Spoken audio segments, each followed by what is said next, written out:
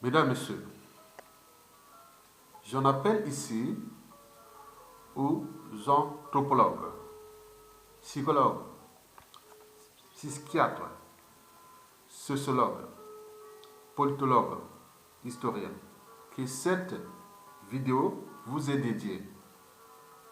C'est une matière à réflexion, à étude. Et pourquoi? Parce que le futur, c'est justement le passé et le présent qu'on ignore. Mesdames, Messieurs, ce que l'éducateur Sassou Nguesso a fait au cadre civil, politique et militaire congolais dépasse l'entendement. C'est du jamais vu. On n'a jamais vu ça nulle part. J'ai analysé toutes les dictatures depuis la nuit des temps. Au terme de mentalité, habitude et comportement, on n'a jamais vu ça. Ce que je vais vous raconter, ce sont des révélations croisées avec des faits réels qui touchent nos familles, nos membres de tribus et tout compagnie à l'échelle de notre pays. Donc ce que vous allez entendre pour âmes sensibles s'abstenir, c'est choquant. Et donc, accompagnez-moi dans cette étude-là. Il s'agit bien sûr des faits réels que j'ai essayé un peu que je vais essayer de les décrypter du point de vue politique, intellectuel, social, culturel et aussi par rapport à la psychanalyse aussi. Parce que ce qu'il a fait là, ce soit fait à ces gens-là. Ça s'ouvre son pouvoir, il va partir d'ici peu. Mais ces gens-là vont être parmi nous. Des gens qui, à un moment ou l'autre, ils peuvent diriger notre pays. Avec ces gens-là, c'est dangereux ce qu'ils ont subi, ce que Sassou les a fait subir. Mesdames et messieurs, peuple congolais. Alors, pourquoi les intellectuels, politiciens et militaires congolais tremblent-ils devant Sassou Nguesso? Il y a des gens, quand ils voient Sassou Nguesso, à Komolenga, quand ils voient Sassou Nguesso, il tremble, il a peur. Mais pourquoi cette peur? Il n'ose même pas parler. Il se tait. Ce n'est pas à cause des moyens colossaux de l'État dont il dispose pour brutaliser, terroriser, emprisonner, autres. Il y a autre chose. C'est ce que je vais vous dire. Mesdames, Messieurs, peuple congolais, pourquoi les intellectuels, politiciens et militaires congolais tremblent-ils devant Sassou Nguesso? Je parle de ceux qui sont au pays. Je répète, ceux qui sont au pays. Autrement dit, pourquoi les intellectuels, politiciens et militaires congolais, surtout officiers au pays, sont tous incapables de réfléchir, de se structurer, de s'organiser et d'agir contre l'ordre de l'aliment. L'ennemi public numéro 1, Denis Sassou Nguesso. Mesdames, Messieurs, peuple congolais, ce que vous allez entendre est à la fois choquant et indigne pour nos soi-disant cadres congolais, civils ou militaires, formés au pays et ou à l'étranger. Mesdames, Messieurs, peuple congolais, être citoyen, c'est être informé. Et pourquoi? Parce que l'ignorance est la pire des souffrances. Le savoir et la connaissance libèrent. Être citoyen, c'est d'agir en permanence. Et pourquoi? Parce que aucune cause n'est perdue d'avance. Et surtout quand elle est digne, juste, noble, légitime et voire civilisationnelle. Donc, seule la lutte libère, tant qu'à faire. Mesdames, Messieurs, peuple congolais, pourquoi depuis 1997 déjà, après le retour au pouvoir par les armes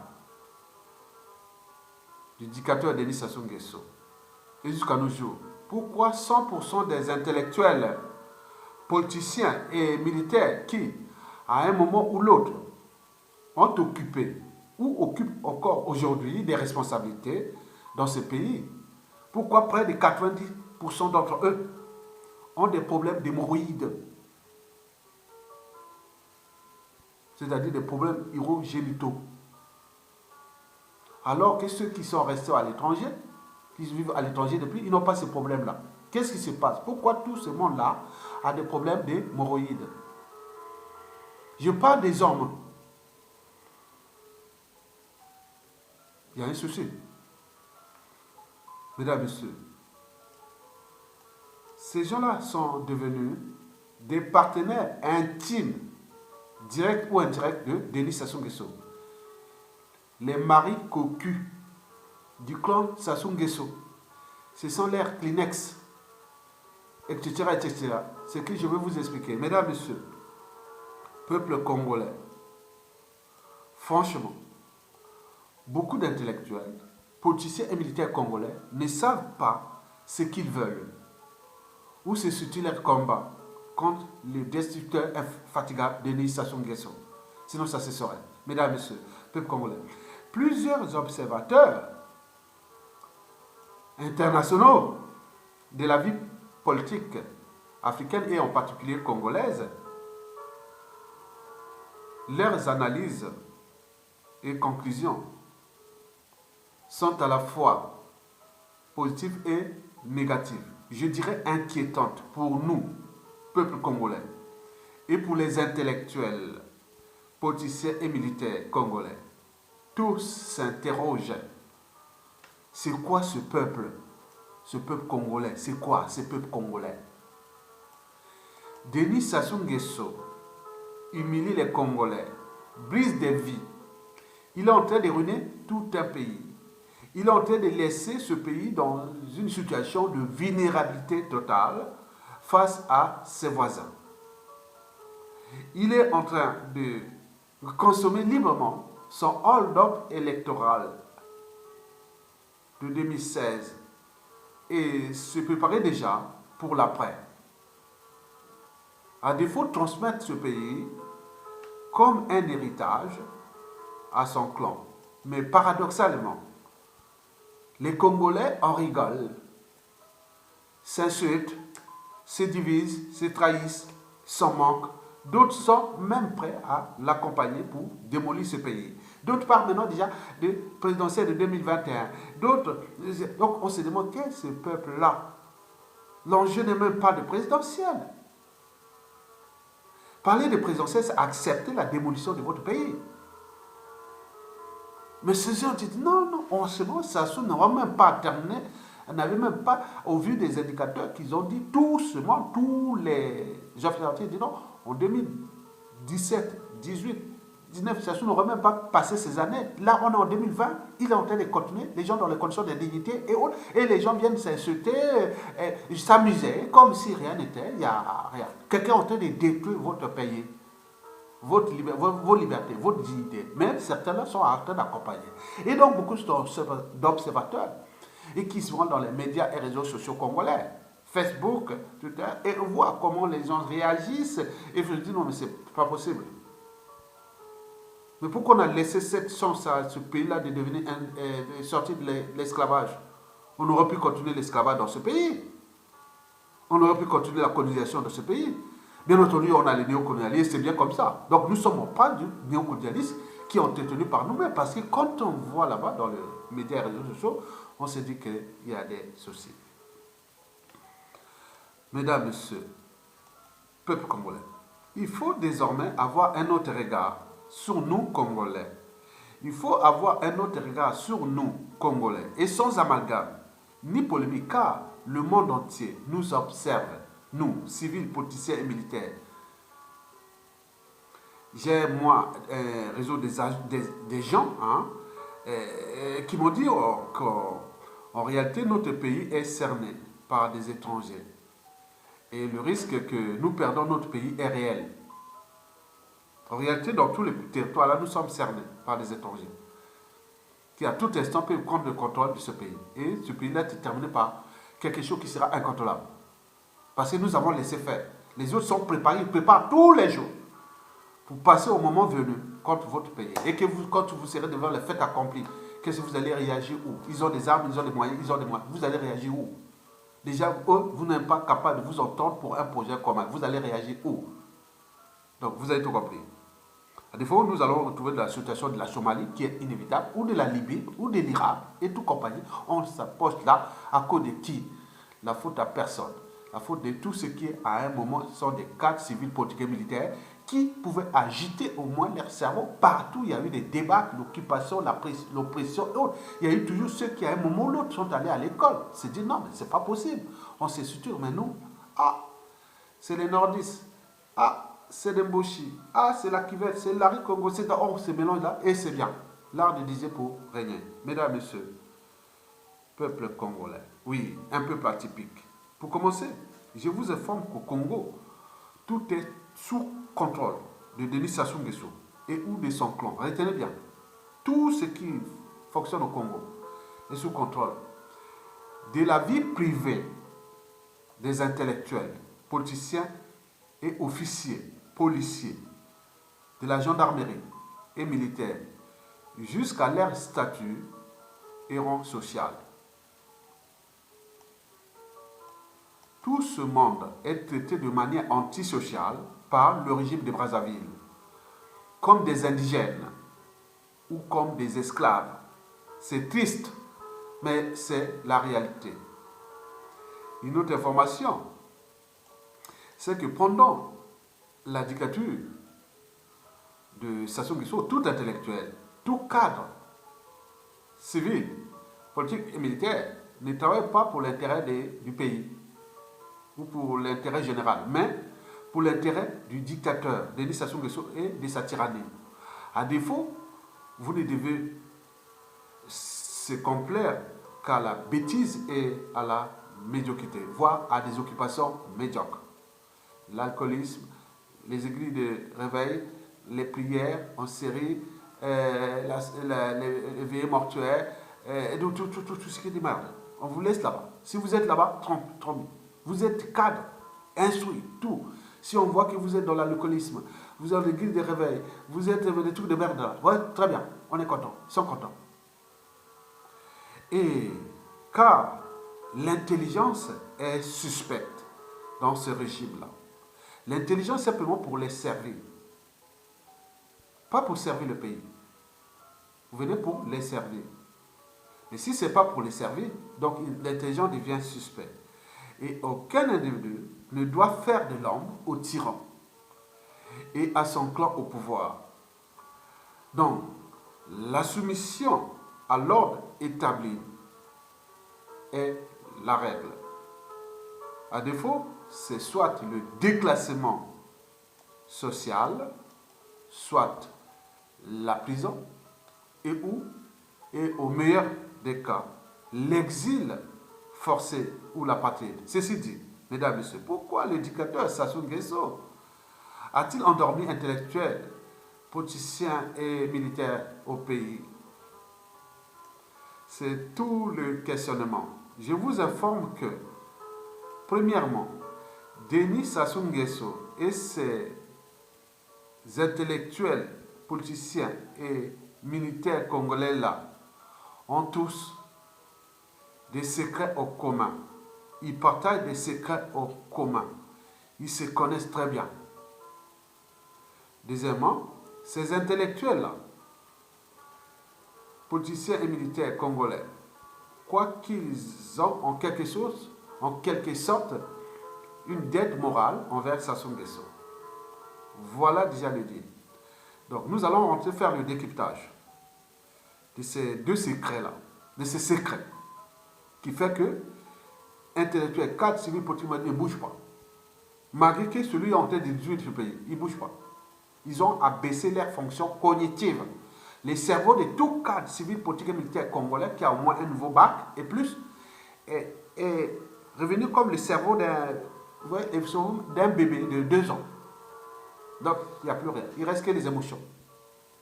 Pleurer, la tristesse, les dégoûts, les nanas. Voilà, c'est ça. Donc, les fonctions cognitives désactivées. Activer les fonctions émotionnelles. Et donc, on ne consulte pas, on ne lutte pas contre une tyrannie par des émotions. C'est par la cognition, par l'agitation neuronale, la raison. De douter, de penser, de réfléchir, de se structurer, de s'organiser, de trouver des stratégies et tout compagnie. Mais là, plus rien. Désactiver complètement. Et pourquoi? Nous allons rentrer sur les secrets. Pourquoi ils ont été désactivés? Commençons par leurs secrets qu'ils partagent en commun avec les tyrans. Prenons le 1, les anciens de Mbunda. Est-ce que vous connaissez les anciens de Mbunda? Mbunda, ce n'est pas l'école où ça soit avait fait l'école primaire, collège et instituteur adjoint à Dolisie. Hein? C'est à Dolisie, non pas loin de Dolisie, dans le Niari. Hein? Dans le Niari. Denis Sassou Nguesso a des puissants réseaux là-bas. Les familles se sont mélangées avec Denis Sassou Nguesso. Entre eux, ils ont des secrets entre eux. Ils se sont mélangés, font des enfants entre eux, dans le Niari. Et là, si on parle du tribalisme et autres, vous perdez votre temps. Ils ont des puissants réseaux dans le Niari. Sassou Nguesso, là où il a fait son collège, je ne sais pas si c'est un collège là-bas, pour devenir instituteur adjoint. C'est ça. Il a fini au 3e, je pense, voilà. Vous avez tout compris. Donc, ils ont gardé ces liens historiques, ils sont là-bas. Donc, on parle toujours des anciens de Mbunda. Et donc, aux yeux des Congolais, tout est invisible parce que ces gens-là, ils ont des rôles sociaux, des traits de vie et des retraits dorés, insoupçonnés, et personne n'en voit. Mais ce sont des réseaux d'informateurs, tout ça qui bloque, qui font des isanis, vous rentrez là, les réseaux de Mbunda. Mbunda, c'est dans l'Ignal. Allez vous vérifier. Ce sont puissants. Ils ne vont jamais trahir Sassou Nguesso. Vous avez tout compris. Décryptez ça en profondeur, vous allez voir que les anciens de Mbunda, les familles, les enfants et tous ces mélanges sont entre eux. Ils sont du Niari. Mesdames et messieurs, le deuxième secret qui partage en commun avec Denis Sassou Nguesso, c'est celui des réseaux francs-maçonniques.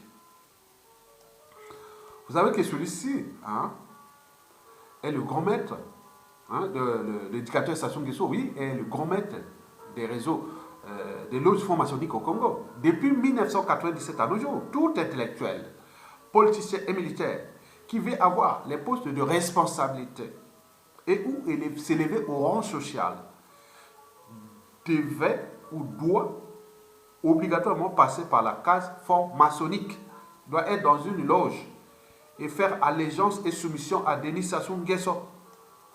Vous avez tout compris. Si vous n'êtes pas franc-maçon, vous ne pouvez pas avoir un poste de responsabilité au Congo aujourd'hui et vous montez dans le rang social. Impossible. Il faut aller là.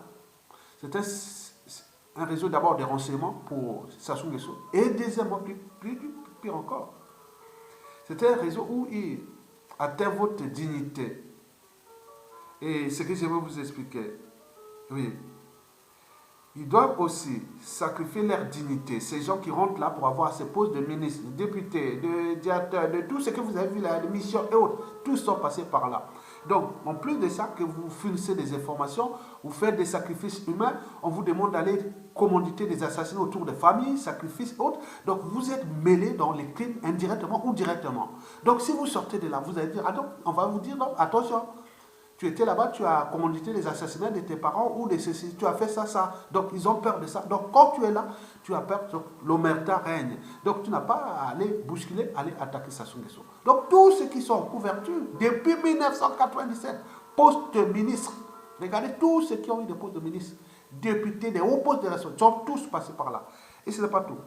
Donc, en dehors de ça, des sacrifices humains qu'ils ont demandé à assassiner les gens, tout ce qui a été ministre de Sassou Nguesso, depuis 1980, au moins a tué quelqu'un dans sa famille. Retenez bien, au moins quelqu'un de sa famille. Ils ont tous du sang des Congolais dans leurs mains, plus l'argent des Congolais. Retenez bien. Mais ce n'est pas tout, surtout leur vie privée. En effet, tout ce monde d'intellectuels politiciens et hauts gradés militaires se sont laissés coucher par Sassou Nguesso. Eh bien oui, il y a des gens où Sassou les appelle pour venir coucher avec. Maintenant, comme il a ses 80 ans, maintenant il y a des partenaires qui s'occupent de ça. Il peut être là comme du voyeurisme, il vient vous voir. Donc vous devez être humilié. Il y a des gens qui sont là, entraînés, conditionnés à aller coucher avec ces gens-là. Devant Sassou ou non, ils ont des cahiers de charges. L'humiliation est totale. Ces gens ne nous parlent pas. Pour avoir un poste de ministre, directeur, recteur d'université, tout y passe.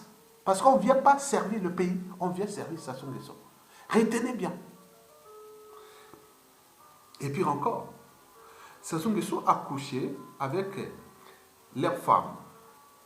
Ici, ce n'est pas leurs femmes couchées par Sassou, il y a quelqu'un, un partenaire, qui vont chercher pour coucher avec votre femme. vos enfants, vos nièces et tout compagnie. Tout passe, c'est un sabotage. Et donc, on a pu voir, tout ce monde, on a regardé au Congo-Brazzaville, dès qu'on parle d'un petit pot de directeur jusqu'au ministre, c'est tous sont dans le même. Donc, on vous demande de sacrifier les membres de votre famille ou tuer les gens dans ces loges-là. Sacrifice humain, trafic d'enfants, cannibalisme, de tout compagnie, des trucs criminels pour vous maintenir là. Tant que vous restez là, vous avez la mission, vous avez les rôles, vous avez les postes, vous avez tout. Mais dès que vous dites non, c'est fini, déclassement, à défaut, empoisonnement ou assassinat, ou si tu as la chance, tu fouilles à l'étranger. C'est quoi comme pays? Et l'autre là, c'est le côté privé. On touche votre dignité. Vous arrivez là-bas, on prend votre femme, et surtout ceux qui ont des belles femmes, et là, c'est vraiment la totale. La femme est occupée là, on vous envoie des missions par-ci, par-là, mais vous avez aussi l'obligation de se faire coucher par quelqu'un qui est envoyé par le régime pour venir vous faire l'amour. Et c'est d'où l'augmentation du nombre d'hémorroïdes, c'est la plupart de ces gens-là. Donc, ils ont des secrets. Ils ne peuvent pas réagir. Donc, ils ont tous, ils se connaissent entre eux. Et donc, voyez le secret de Sassou. Et dans ce cas, vous allez faire où? Votre femme, on sait que votre femme est abusée par Denis Sassou Nguesso ou par les réseaux de Sassou Nguesso. On sait que vos enfants, un ou deux, ne sont pas vôtres. On vous a imposé de faire les enfants adultères. Votre femme, on vous a obligé de faire l'amour, excusez-moi, de faire des enfants avec, voilà. Donc, vous avez beaucoup de choses d'autres. Donc, on a tous votre intimité, donc on vous détruit. Tout ce monde ne peut pas réagir. Collectif des opposants. Et non, tout ce monde, ils ont des secrets qui touchent les crimes de sang, l'indignité et tout ce qui a été brisé d'eux. En contrepartie, on leur donne, on laisse l'impunité, c'est-à-dire l'argent, les biens mal acquis et autres. Et quoique tout se résume par les biens mal acquis, la richesse et qu'ils ont volé au peuple congolais. Voilà le problème de cette classe intellectuelle qui n'a pas su anticiper déjà les processus de destruction mentale, psychologique et autres de tous ces cadres civils, politiques et militaires. Et donc, après Sassou Nguesso, pour tout ce monde, c'est une génération qu'il faut voir, parce qu'ils ont acquis des réflexes, ils ont des réflexes. Et donc, pour se sortir de ces réflexes, ce sera vraiment dur pour ce pays après. Mais qui a tort, qui a raison, comment il s'est laissé faire? Ça, c'est la réalité. Mesdames et messieurs, concernant le collectif des opposants à Denis Sassou Nguesso, la honte et la soumission à Sassou Nguesso se voient par leurs attitudes indignes. Et oui, quand on regarde la situation catastrophique du pays. En réalité, les âmes et consciences de ces opposants-là ont été vidées depuis fort longtemps de leur dignité, de leur part d'humanité. Ce sont des tonneaux vides qu'il faut se méfier parce qu'ils ont été entraînés, conditionnés et sous emprise d'ailleurs du déshumanisme.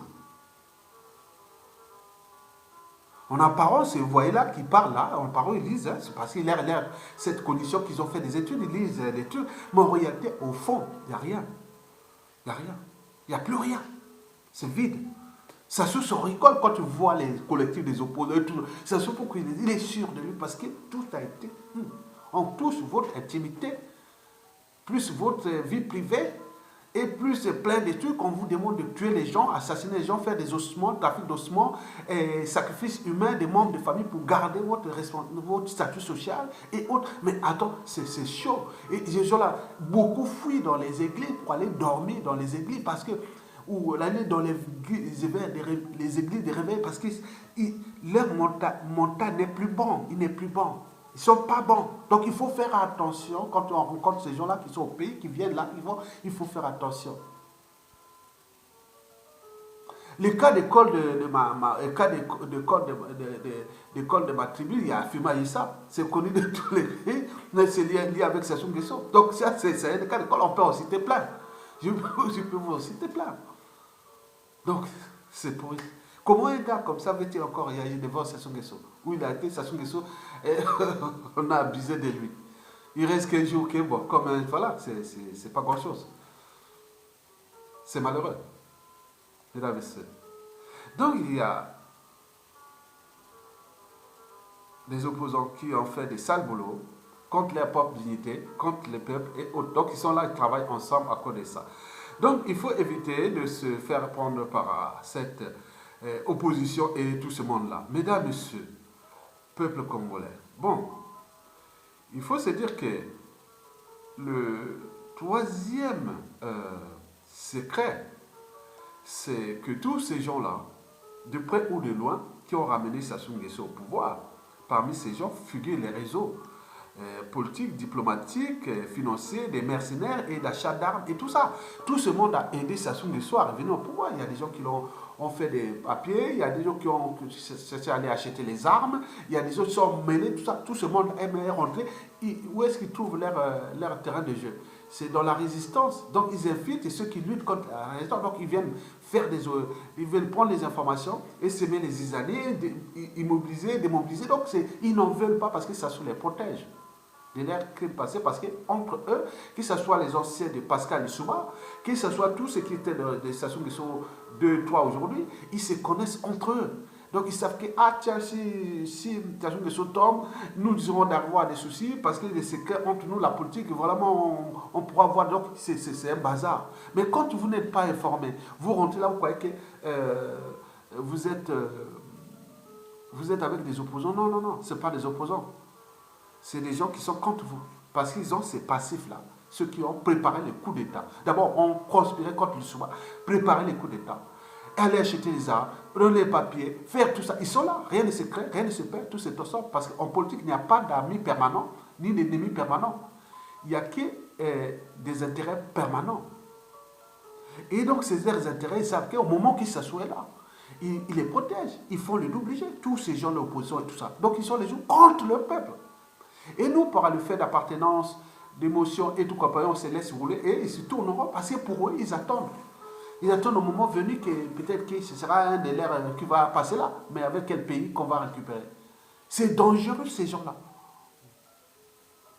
Je parle de tous ceux qui, à un moment ou l'autre, occupé des fonctions de responsabilité.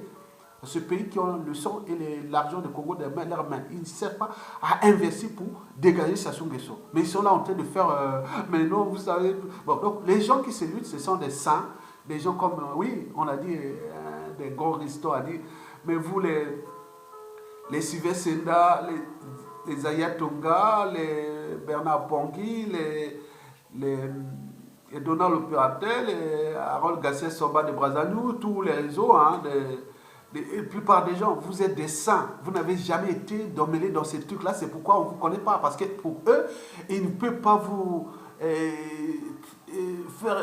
faire tuer du mal, mais ils ne peuvent pas. Ils cherchent là où on peut trouver des failles. Ils ne vous trouvent pas parce que vous n'avez jamais été mêlé ni dans les trucs de vol, ni d'assassinat, ni d'humiliation. Vous n'avez pas été. Vous n'avez pas vécu ce qu'ils ont vécu, ces gens-là. Donc ils trouvent les codes. Mais lui, il est où? Non, non, il n'y a pas. Il n'a pas jamais été là-bas. Et donc on s'est dit, ah, mais donc nous on devient leur danger. Pas seulement le danger des gens du pouvoir, mais c'est aussi de ces opposants, dissidents autres qui sont là parce qu'ils veulent continuer le système et qui a détruit ces pays. Donc faites attention en regardant ces gens-là. Mesdames, Messieurs, peuple congolais. Bon. Pourquoi l'éducateur Sassou Nguesso a-t-il endormi intellectuellement au niveau tous les intellectuels politiciens et militaires congolais? Le deuxième cas qu'il faut noter, c'est que ces intellectuels politiciens et militaires congolais croient qu'ils ont quelque chose, en quelque sorte, une dette morale envers Sassou Nguesso. C'est le problème. Beaucoup pensent qu'ils ont une dette morale indue à Sassou Nguesso. Faisons un peu de pédagogie entre affaires publiques et privées, entre l'État et les citoyens, entre le bien commun et la propriété privée. Je vous informe que l'État congolais, le bien commun ou la sphère publique, c'est un personnel, ça n'appartient pas à l'individu, quel que soit son statut et son rôle social. Par conséquent, aucun Congolais n'a aucune dette morale envers Sassou Nguesso. Et pourquoi? Parce que l'État ne lui appartient pas. On ne peut parler de dette morale que pour les affaires privées ou de la propriété privée. On est bien d'accord? Donc, l'État est impersonnel. L'État congolais est impersonnel. Ça appartient à tous les Congolais. Mais pourquoi avoir une dette morale envers Sassou Nguesso pour quelqu'un qui est arrivé là de manière illégale, illégitime? Il n'a pas reçu mandat. Et en plus, là, on lui donne, on croit qu'on a une dette morale envers lui. Non. Tous ces intellectuels-là doivent s'affranchir de cet état d'esprit. Que personne n'a de dette morale envers Sassou Nguesso.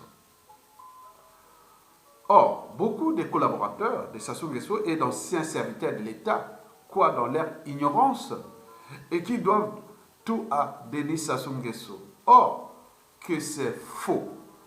Et pourquoi? Parce que les administrations de l'État ne sont pas sa propriété privée. Ni la police, ni la gendarmerie, ni la justice, ni les armées, ni les entreprises publiques, ni les trésors publics, et encore moins les ressources naturelles et tout compagnie. Tout ce qui est de l'État, ça ne lui appartient pas, ce n'est pas à lui, c'est impersonnel. Il y a des institutions, constitutions, les lois, règlements qui régissent que, oui, vous pouvez occuper telle fonction et autre. Un professeur, un élève n'a pas de dette morale envers son professeur. Le professeur vient faire sa prestation, son service. Il est là pour les services d'intérêt général et enseigne. Un professeur qui est nommé, il n'a pas de dette morale envers le ministre qui l'a nommé. Si c'est pas, on l'a mis là pour gérer l'éducation nationale.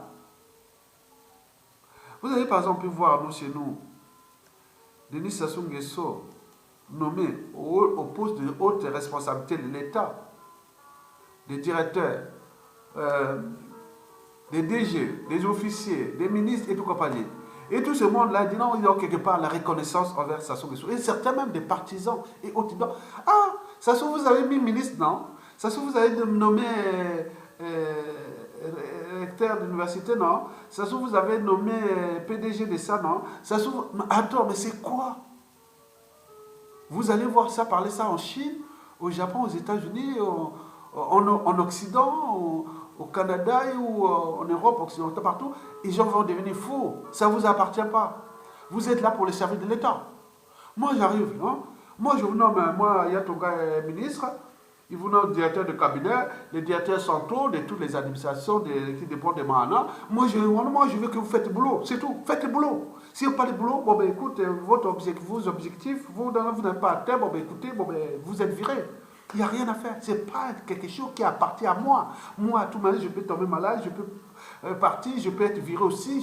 Donc, il n'y a pas, ça ne vous appartient pas. On est pour l'intérêt de la collectivité, de la société, donc de l'État. Nul n'est au-dessus de la loi, nul n'est au-dessus de l'État, nul n'est au-dessus de la société congolaise. Mais pourquoi vous laissez que vous avez une dette morale avec ça? Donc, ça devient indu. Et ça sort. Moi, je vais vous prendre un autre cas d'école. Le cas de Jean-Marie Michel Mokoko.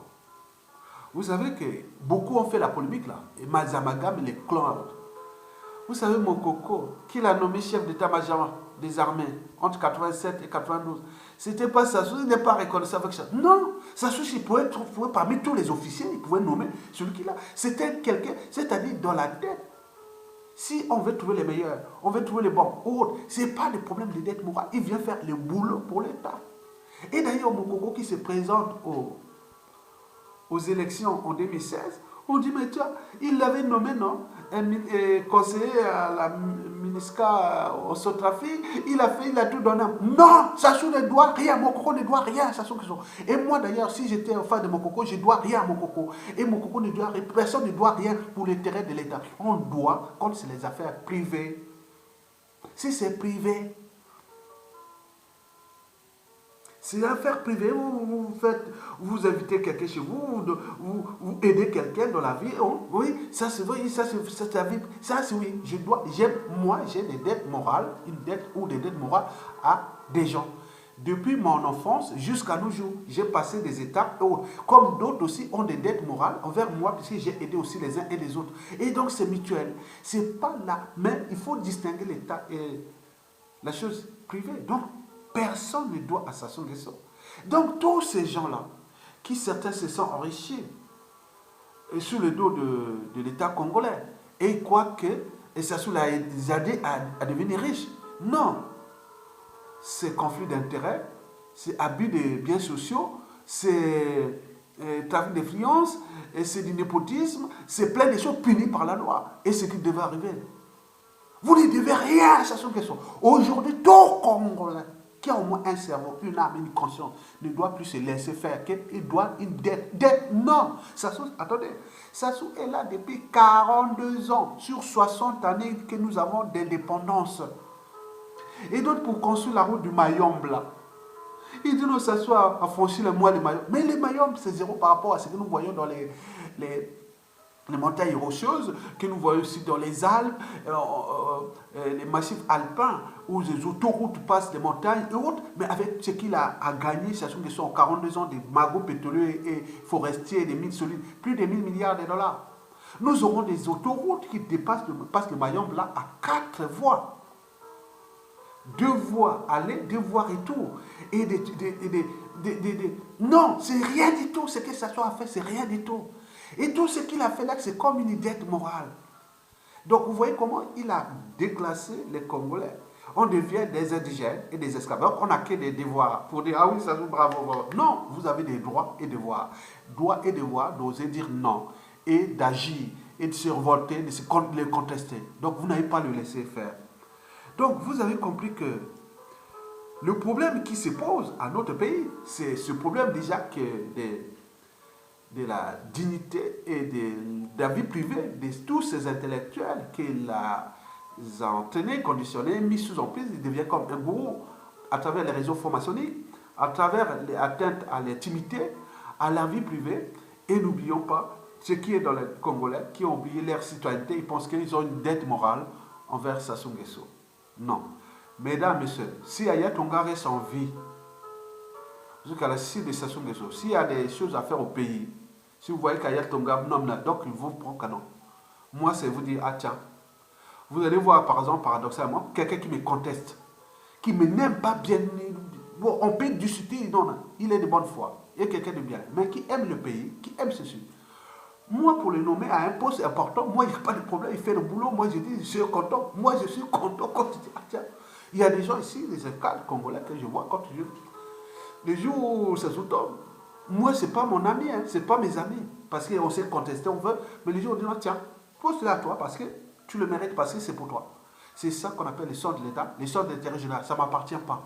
Je peux mourir à tout instant, je peux partir et laisser. Alors qu'on vient faire du boulot, on laisse aux autres continuer pour, comme une maison, on met les pierres. Mais lui, il est là depuis et qu'est-ce qu'on fait comme une dette, comme le pays devient sa propriété privée. Ce n'est pas vrai.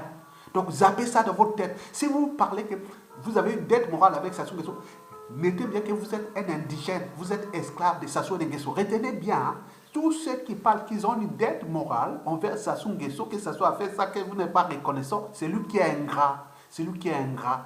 Il est ingrat envers ses propres mentors et avec tous ceux qui l'ont aidé. Il est ingrat envers ce pays-là, qui ne veut pas le laisser avancer. Donc, par conséquent, tous ceux qui viennent parler encore que j'ai une dette, ça doit faire ça, c'est... Non, non, vous êtes des esclaves. Et moi, quelqu'un, il vient vers moi, non merci. Je peux te saluer simplement dans les conditions, oui, bonjour. Parce qu'il y a beaucoup de personnes que je vois comme ça, je dis bonjour, bonjour, mais... Non, non, il faut les rééduquer, oui, il faut les rééduquer et pour qu'ils puissent continuer à faire le boulot. Mesdames, messieurs, peuple congolais, voilà le souci de notre histoire. Merci beaucoup et à bientôt. Je m'occupe de mes clients. Merci.